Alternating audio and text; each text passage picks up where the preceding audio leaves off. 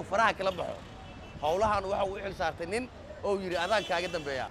marka waan maqalnay in khilaafaadka oo hay'adaha iyo barnaamijyada oo ka dhacay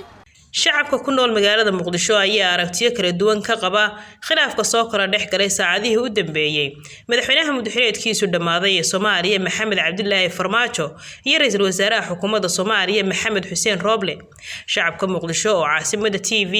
la hadlay ayaa aragtiyo kala duwan ka dhiibtay khilaafka soo kala dhex galay xafiiska madaxweynaha iyo kan ra'iisul wasaaraha xukuumadda Soomaaliya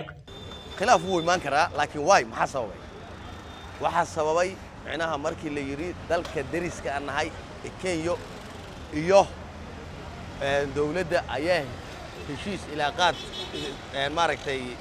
isdhexgal bilaabayso Farmaajo inuu u arkay in jaadka Kenya la soo daayay in jaadka Ethiopia la xira maaha jaadka Kenya iyo jaadka Ethiopia labadooduba dan Soomaaliya uma hayaan marka waxaan leeyahay ra'iisul wasaaraha hawsha loo igmaday hawato madaxweynahana hawsha loo igmaday hawato wixii khilaaf ee dhexdiina ka yimaadana tartiib gacmo geel jiraad hoosa loo dhaqo yaan la fiirinin dan shakhsiyeed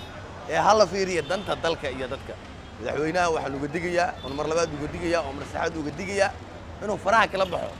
howlahan waxa uu xil saartay nin oo yiri adaan kaaga dambeeya ninkaas wuxuu sameeynayo indhaha ka fiirsado wixii qalad anaga bulshadiya annaga aragno annaga ka qabanayno ka dhaxeeya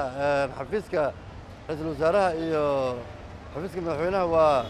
bar walba oo shaqo ay dhaxmarto mas'uuliyiinta sare waa isqabtaan wax oo hadda Soomaaliya ku cusubna maahan marka waa wax hal loo heli karo hadii si loo fiiriyo insha Allah waxaan rajaynaynaa in khilaafka si loo maleeyo uu soo noqon arrintaas la qaboojiyo oo hoos loo dhigo digraatadu madaxweynuhu soo saaray ahayd in aan wax qaabilaad la sameyn karin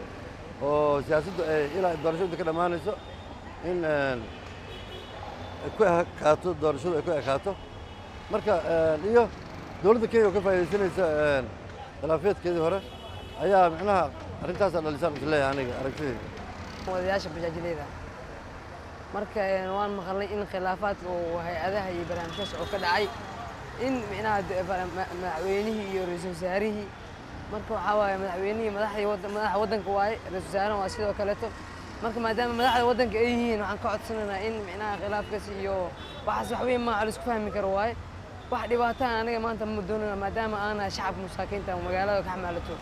khilaafkan sida degdega uga dhex qarxay madaxweyne Farmaajo iyo ra'iisul wasaaraha Soomaaliya Maxamed Xuseen Roble ayaa yimi kadib markii warqad ka soo baxday filla Soomaaliya oo uu ku saxiixan yahay madaxweynaha mudxuleedkiisu dhamaaday ee Soomaaliya Maxamed Cabdullaahi Farmaajo lagu hor istaagay inaysan xukuumadda Soomaaliya iyo hay'adaha dawladdu aysan sameyn karin wax heshiisyo ah taas oo ka cadhaysiisay ra'iisul wasaaraha xukuumadda isla markaasina uu kaga soo horjeestay arrinkaasi